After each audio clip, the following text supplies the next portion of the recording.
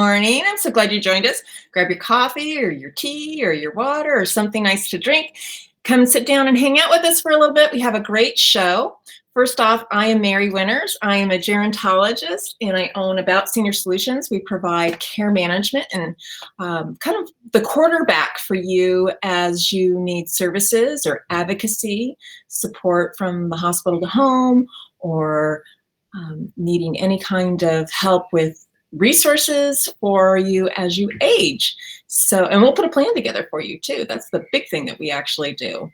So we'll quarterback all those things for you and get the services that you need. Today on our show, we have a little twinkle in your wrinkle. We have Bill Eck, and we'll talk a little bit about him. He was a ranger. He actually is 102 years old, not just 100. So kind of a very interesting story, and Bill's quite an American hero too. We also have a question from Steve McCullough. He has a caregiver question for us, and I think it has something to do with somebody who's over 100 or at least close to 100 also.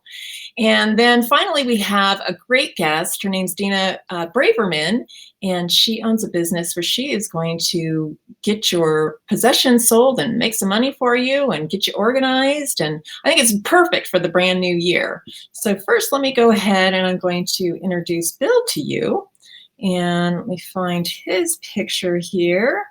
I know Bill's here. Oh, Bill, where are you? Bill's not here. We're going to find Bill. Anyway, so tell me how your week has been going. We love getting feedback. I can see that we have a few people watching. Thank you so much for joining in. And you know what? Maybe we'll just go ahead and tell Bill's story. Bill is, he was a ranger with the battalion, with the 5th Battalion, and they are celebrating his 102nd birthday. He is a resident of New York, and if you would like to send him a postcard or get any information out for him with his family, we'd be happy to do that. So feel free to call our office at 626-359-0108. In the meantime, let me go ahead and we're going to play that little tune for Steve. Get him going, and let's see.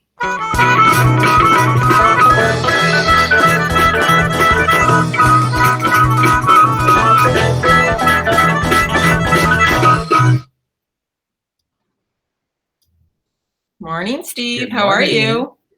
I'm fabulous. How are you? I'm fabulous too. I think it's going to be a nice weekend. It's going to be nice and warm, huh? It's springtime in California. I know. It's never winter for people, right? What? I know. So tell me about your question that you got this week. So we have a great question. This comes from Joanne. Okay. Joanne has, her mom is nearing 100, so not quite there, but close. And they want to know what their options are aside from hospice. They have money to afford something else, but they just don't know what else is out there. So what can we recommend for Joanne and her mom? Yeah, it'd be great to just sit and chat with them a little bit. And what a great life to be almost 100 years old. I love celebrating these 100th birthdays. So if they don't want hospice is a great service. We've talked about hospice before, and it doesn't mean that they would take any measures to lessen your life by any means. They do offer extra nursing support and all kinds of additional resources for medical equipment. But it sounds like Joanne's mom might be a little more active, or even if she isn't, and they don't want to put her on hospice, we call it a full code, somebody who is wants to be resuscitated or wants to potentially continue on with everything possible. So we've actually set things up for people where it's almost like a hospital room at their house. Like to make it as much as home as possible, but we can get additional nursing in for someone. We can bring equipment in for someone. We can put a concierge doctor together for them. There's a lot that can be done in regards to still getting lots of services and maintaining whatever level of support or care that the family wants and the senior wants themselves too. There's one little glitch that I didn't mention. I should have.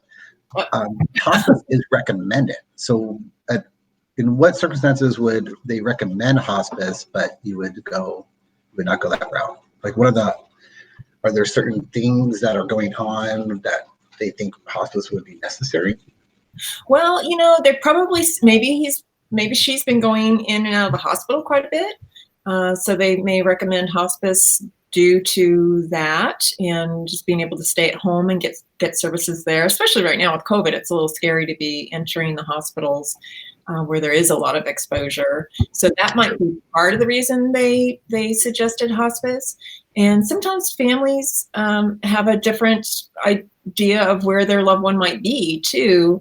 And so the professionals might see that. But honestly, there's different qualifiers to be able to qualify for hospice. So they wouldn't just recommend it. But I have to say, it's a very personal decision for someone. And if that's something, a route that they don't want to take, I mean, there are other options. But it may be that just because she's almost 100 that she's even qualifying. I mean, I work with people who are 103, 102, 104, and it's pretty amazing. I was even watching something with Norman Lear. He's 98. The guy is Norman Lear? hysterical. Yes, he is so funny, and he is like he's 60 years old, just sitting and having a chat. He's still creating programs for television. So, nice. I mean, everybody's kind of in a different space. Age is just a number, right? So, right, very true. Yeah. So, well, I hope Joanne, that answers her question if she's watching today. Yeah, she can always ask more questions. So we'll be here for her. We have a great guest too. We have Dina Braverman, and she has a business called OCD, but it stands for something. It's not for obsessive compulsive disorder. It stands for what she does in her business. So she does planning as far as removing items from your home, organizing you, and she can get a pretty hefty number for some of the things she sells too, which is kind of neat. I might have to meet up with her at some point and have a discussion. Yeah, I know, for all my little piles on my desk too. Mm-hmm. All right, we'll talk to you later. Sounds good. Have a great show. Okay, thanks. Bye. All right, so, it's just you now, Steve. Welcome to the show. Thanks. All right, here we go. We've got, I'm going to bring Dina on, and I thought I had her picture up too. Here it is. I'm going to talk a little bit about Dina behind her back here and share a little bit about her business. So we have met in professional circles, and she's very well thought of. And looks like everything that I put together last night to prep for her went away. So I am just going to go ahead and introduce her, and we'll just get going on this great interview. Hold on just a second. Oh, it's Steve again. We're having a hard time with buttons this morning. All right, here we go. All right, Steve. Hi, now Dina. You meet Dina in person. All right, hold on. All right, there we go. We got it going on. We've got a little comedic relief here on the side going on. So let me go ahead and I'll unmute you. How you doing, Dina? Good morning. Thank you for having me. Yeah, so tell me what OCD stands for. OCD stands for Organizing Concepts and Designs. Beautiful. And that was by design. Yeah, that's great. So tell me what happens when you walk into a client's house, or tell me the perfect clients. Somebody reaches out to you and they say, I need... Perfect client for our business is a person who is moving after being in the same home for many, many years. The thought of moving is overwhelming and daunting. It is. They really are probably at that point downsizing to some extent. They don't want to give everything away or throw anything away. And ultimately, they want to get value from the possessions that they have treasured for so many years. So we help them by first of all, going in and meeting them to assess what they have, to see if there's any value. And then we explain to them the many different ways that we can pull the value. So, it's always got a downsizing component, because obviously if they're getting rid of something, right, they're not taking it with them to their next destination. So sometimes it's an estate sale, but with an estate sale, there needs to be value. There needs to be quantity. There needs to be, quality. So just because someone's great grandmother left them a piece that may or may not be an antique, that doesn't mean it has value. Value means fair market value. It's what someone's going to buy it for in today's market. And it may be lovely and it may be in perfect condition. But again, the value is based on what somebody in today's market will pay for it. So we go in and we assess what the value is. We don't really take into consideration the sentimental, emotional value that someone else places on it, because we have to manage our clients' expectations. Sure. And that's difficult to do with sentimental items. And it's difficult to do when somebody is, has had these things for many, many, many years, sometimes decades. So right, and the market changes too. So are antiques as popular now as they were, I don't know, 20 years ago, 15 years ago? What's hot?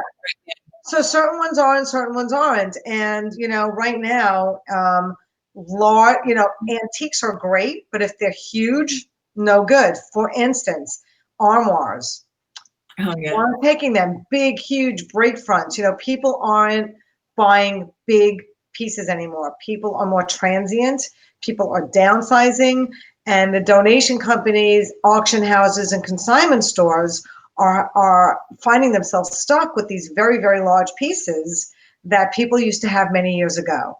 And so they've kind of put a stop to accepting those pieces, because they're taking up a lot of space and they're not selling. Sure. Or they're taking a valuable real estate in their stores, and they don't have room for the stuff that is selling, even though they're beautiful. Right. So there is, there is that, and we have to take that into consideration as well. So it doesn't mean it's not beautiful. Yeah. And somebody might say to us, we have this piece. It's from my great grandmother. It's well over 100 years, but somebody a few years ago decided to paint it or put new knobs on it. It's no longer an antique. Yeah, they've ruined if it's been modified in any way, it's no longer an antique, and people can't find it difficult to get their heads wrapped around that. Oh my God, what have they done? But right. Now it's just a beautiful piece of furniture that we could also try to sell, but differently.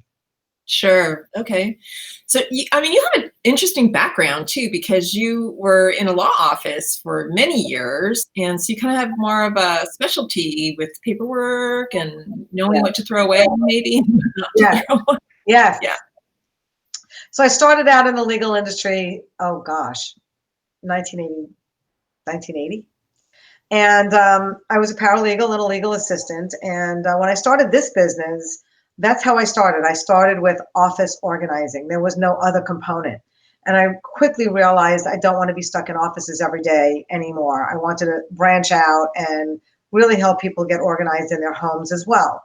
So that's where the expansion started. That said, there's nothing I can't do and won't do in an office, from implementing a new filing system to space management, time management, helping somebody get started in a new business, and making sure that they're efficient and have maximized their productivity. And that also spills into homes, because many people hold on to paperwork because they have no idea what to do with it. So they just keep it, because what if? So I know the IRS retention guidelines. I know what to keep, what to toss, what to shred, when to do that, how to do that, and I facilitate that process.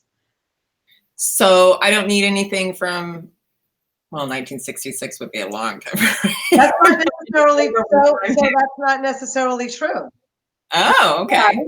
Here's the caveat. So if you go to your accountant, the accountant CPA might say to you, you know what, I just need your records for the 4 years or 7 years. They have different needs and wants as to what that means, because you might have been audited, or there might have been fraud attached, or you're not up to date, right? So 4 to 7 years is the common time frame to keep stuff. But This is really important.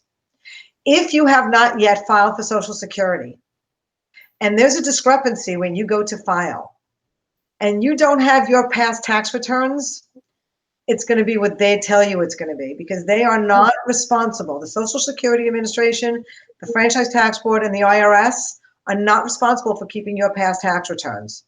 You are. So I would highly recommend that you at least keep your tax returns, not the backup documentation, but have one box, a banker's box, if you will, filled with just your tax returns for as long as you have them. Because many people have already gotten rid of them.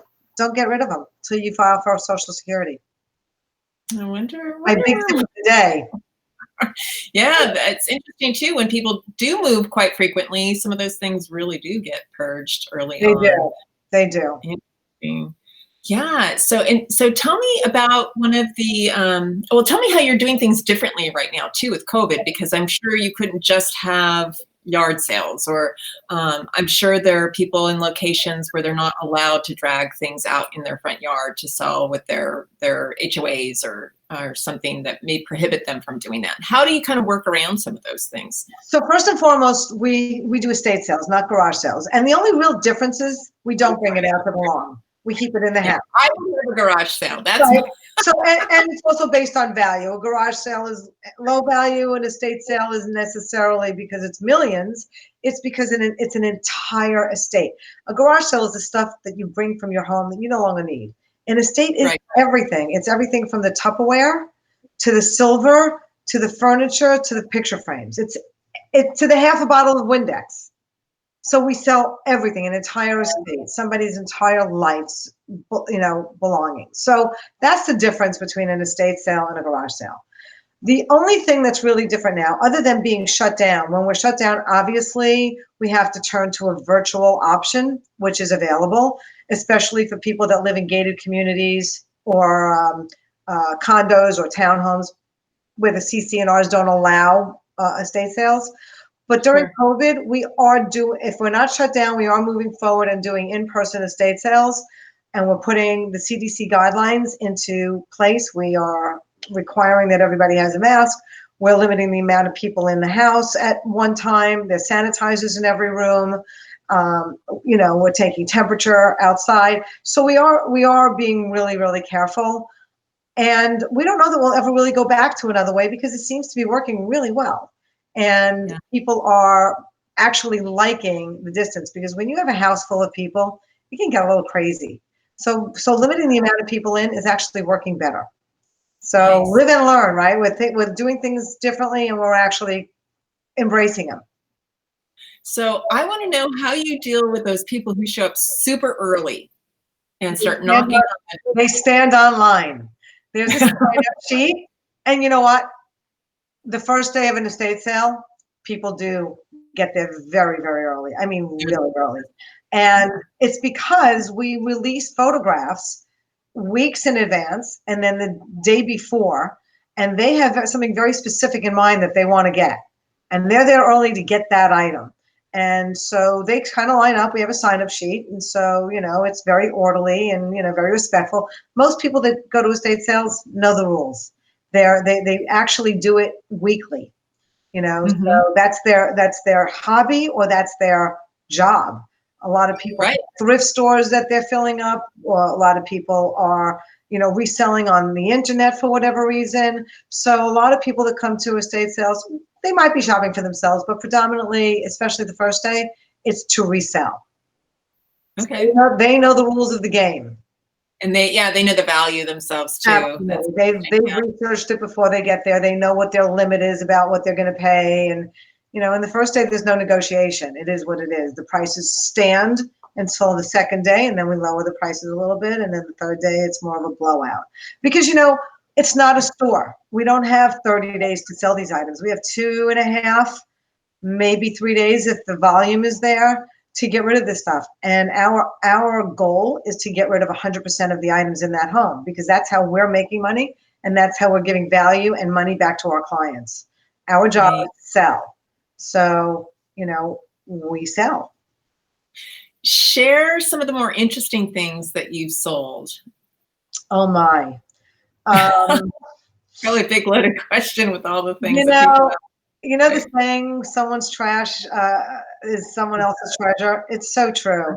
We have come across things that we have no idea what they are, actually. We have to kind of look them up and figure it out, or call a colleague who knows maybe better than we do. Um, there's just the gamut. And of course, sometimes you don't know what you don't know, right?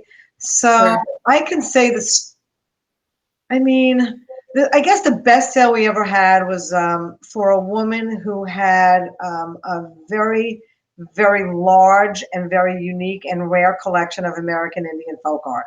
And Mm. the things that we found in that house was staggering. The volume was amazing. The value was off the charts. And some of it actually had to wind up in museums because we were unable to sell it. The relics were so old and so valuable that we were not allowed to sell them. So, Wow. back then they had human hair, which you no longer could sell. That was kind of weird and interesting at the same time. But It makes sense too. The older antiques, I mean, they probably trimmed their hair and made their little doll out of it.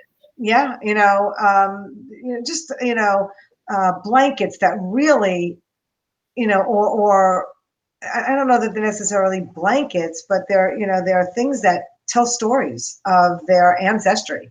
And so you look at these things and you can actually tell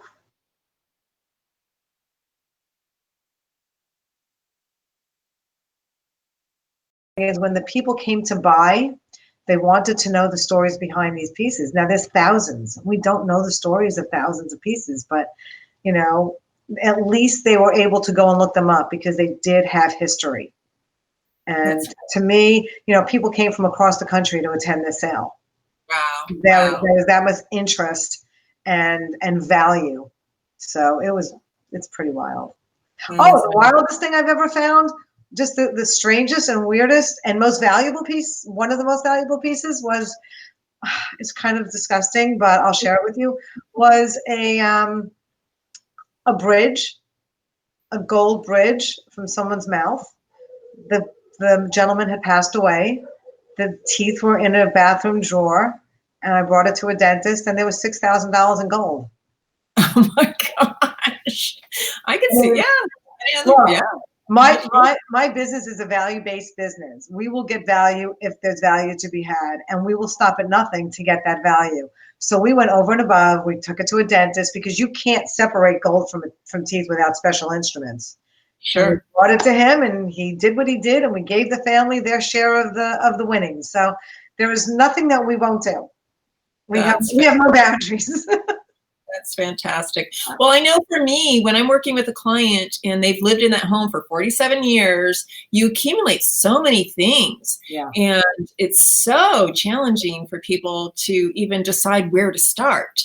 So you really help them in that process and Yeah. what to start moving and maybe move with them. So I'm sure in many cases, the person's moving to downsizing to something smaller or moving into assisted living or Right.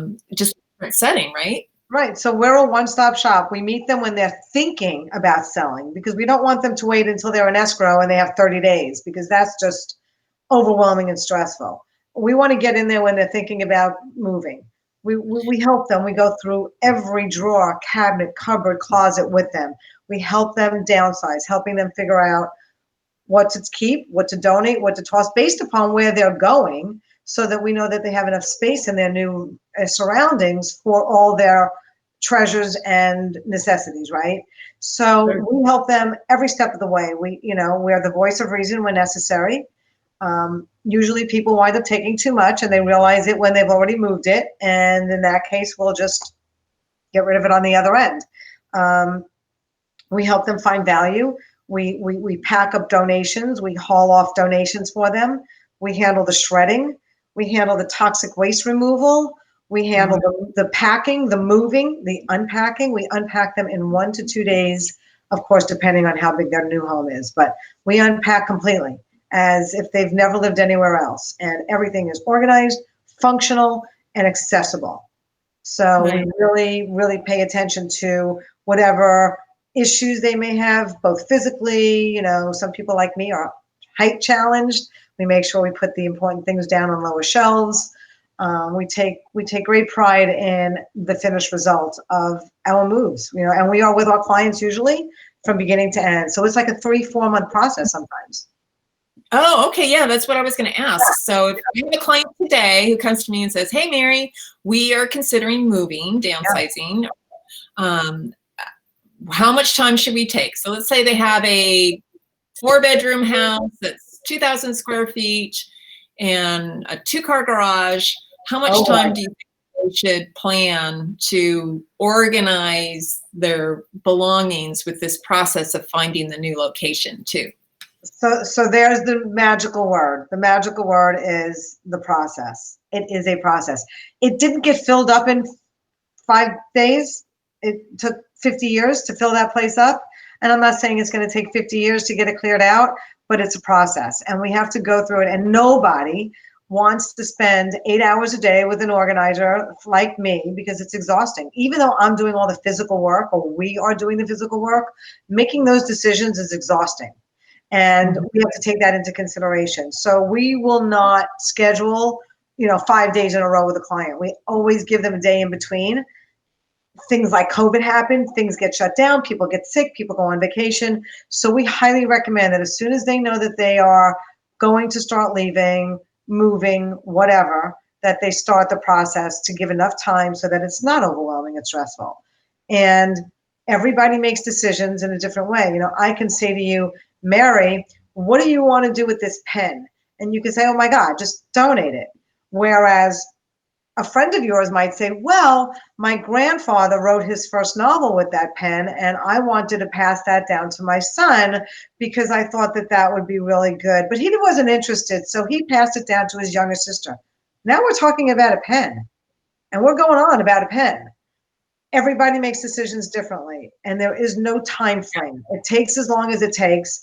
We try to keep the process moving along. We try to help you make good decisions, but it takes what it takes. So start earlier, and you know what, really, don't wait till you're moving. Just do it.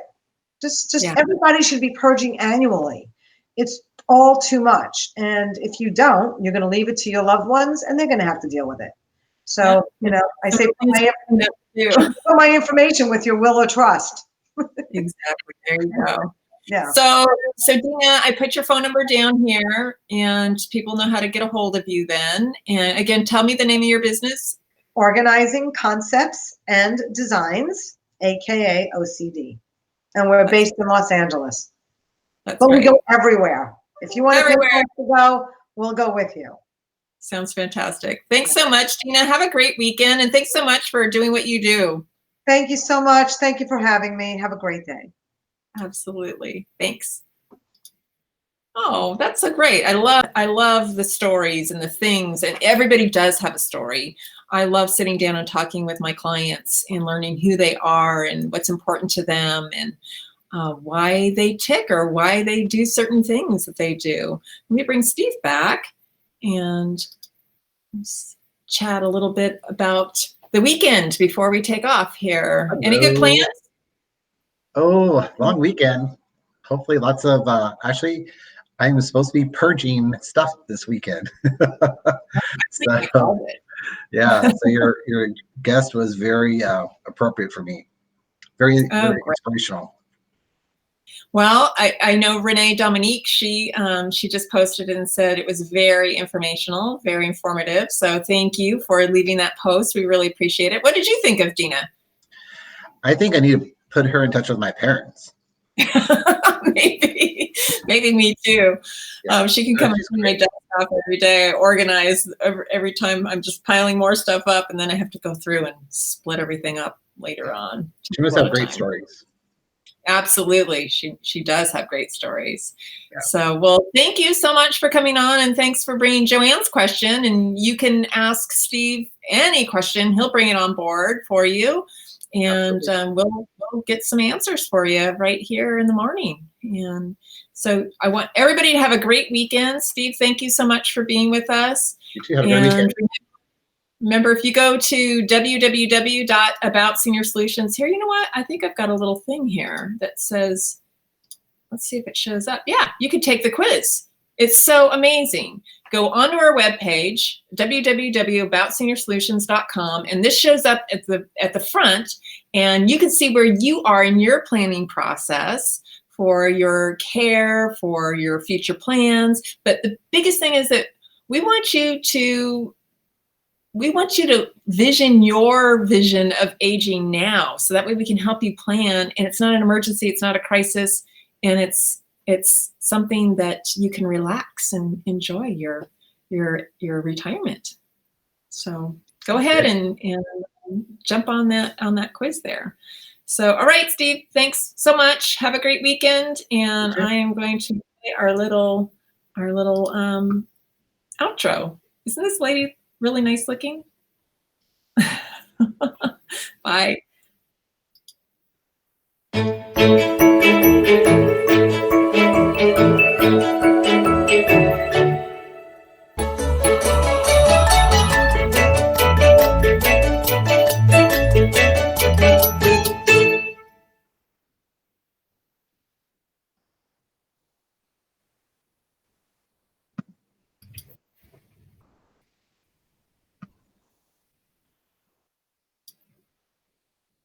Thanks, Dina. Thanks, Steve.